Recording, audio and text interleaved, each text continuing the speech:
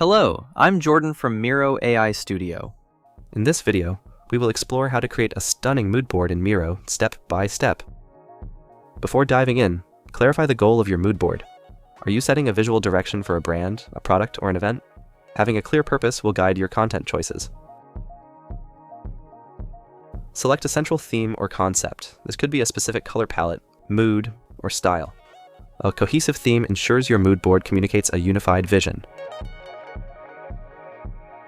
Collect typography, images, textures, and other visual elements that align with your theme. Use our Images and Icons feature or upload your assets to the board.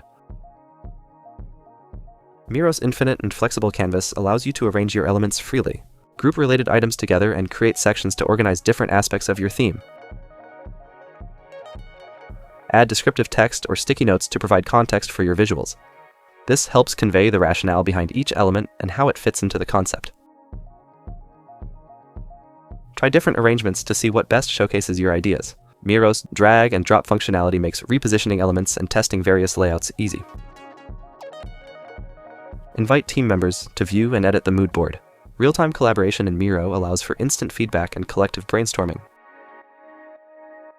Organize your mood board into frames to create a slideshow-like presentation. This is especially useful when sharing your ideas with clients or stakeholders.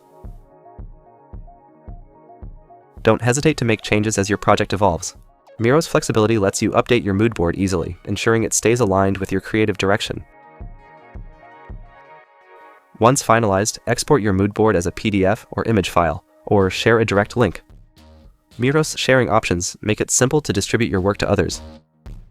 If this video helped you, don't forget to like, comment your favorite tip, and subscribe for more design and collaboration tutorials. Thanks for watching, and remember, I may be AI, but my excitement about teaching you is real.